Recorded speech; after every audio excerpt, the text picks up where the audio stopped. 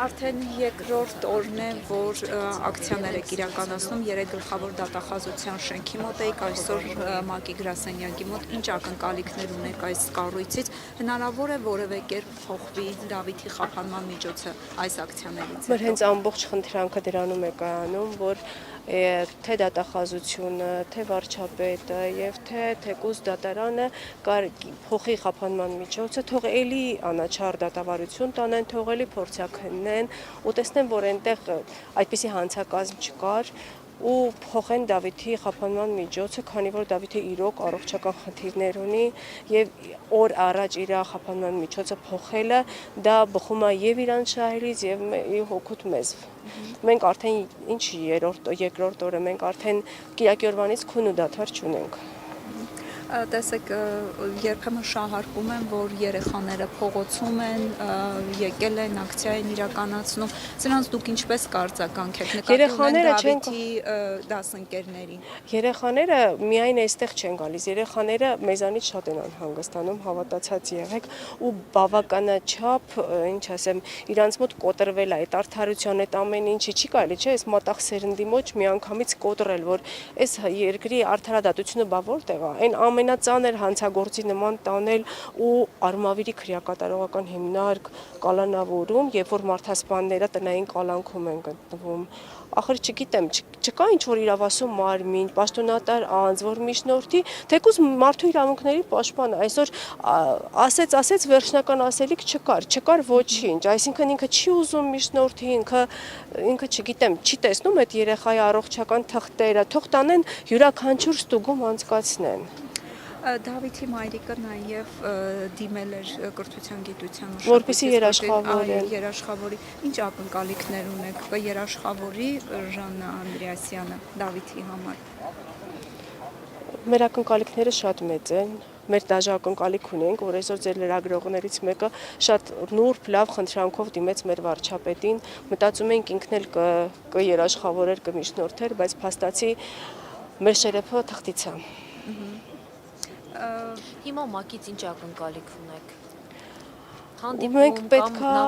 ճիշտ ասած, մեր լուր ակցիա է, չէ, մեր մոտ լուր ակցիա, որպեսզի բոլորը միջնորդեն, բոլորը դիմեն, բոլորը աջակցեն, որպեսզի Դավիթի խափանման միջոցը փոխեն։ Մենք չենք ասում արդարացնենք, թող գնա այդ քննությունը, թող տեսնեն, որ եթե մեղավոր է թող պատժի, բայց ես վստահ եմ, որ մեղավոր չի։ Ես այդ երեխային 12 տարի եմ ճանաչում, ճիշտն ասած։ Ու չեմ կարծում, որ միգուցե այդ տղայական, երիտասարդական ինչ-որ այդ բանը գործել է, բայց հնարավոր չի, ախր ոնց կարելի է, չգիտեմ, հանցագործների հետ տանել այդ տիպի երեխային մի խցում պահել, մի քրեակատարողական հիմնարկում, ախր ընդունելի չի, էլի, հասանելի չի, ուղեղումս չի տեղավորվում։ Իսկ անարդար չի, երբ խոսում են օրինակ Դավիթի արարքի մասին, բայց չեն խոսում անվտանգության աշխատակցի արարքի մասին, ով բռունցքով հարվածում է Դավիթի ծնոտին։ Գիտեք, ամենաբանը որն էր, անարդարը որն էր, որ դատավորը անգամ տեղյակ չէր այդ տեսանյութի մասին ու մարդը դատեց կալանավորման միջոց ձեռնարկեց, ինքը տեղյակ չէր այդ տեսանյութի մասին։ Տեղյակ լիներ որևէ բան կփոխեր դա։ Մեզ թվում էր, հետո մենք իրան տեղեկացրեցին, մեզ թվում էր դա բան կփոխի, բայց փաստորեն ի սկզբանե երևի որոշված էր։ Եթե Դավիթը 2 ամիս մնա կալանավայրում, ինչ հետևանքներ կունենա իր առողջական վիճակի եւ Ինձ մի հարցրեք, որովհետեւ ես ամեն օր իր հոգեբանական վիճակի վրա ինչպես կազդի։ Ես վախենում եմ դրա մասին մտածեմ։ Ես հիմա որ խոսում եմ, ես վախենում եմ դրա մասին, ուղղակի մտածեմ։ Դա ահա որ կլինի։ Ես չեմ պատկերացնում, թե դատավորը, թե որոշում կայացնողները եւ թե այսօր չմիջատնողները, իրենք ծնողներ չեմ հասկանում։ Կամ այդ երեխայի հետ խոսելիս, իրենք չեն պատկերացնում, ինչ երեխայի հետ գործ ունեն։ Մարդը մտնում է քնչական իր հետ կոպիտ դույով են խոսում, ինքը արդեն դուքով բոլորը զգաստացած, իրանք այդ երեխեքն են, իրանք բոլորի նկատմամբ հարգանքով, բոլորին, չգիտեմ, ես արդեն որ sense հիասթափված եմ ամեն ինչից։ Դուք ակնկալում եք, որ օրինակ ձեզ կմիանան շատ մայրեր, որոնք ունեն ողջունել։ Միանշանակ։ Ես այսօր արդեն մենք բոլորս արդեն զգում ենք սոցիալական ցանցերի մեր աջակցությունը, ամեն ինչ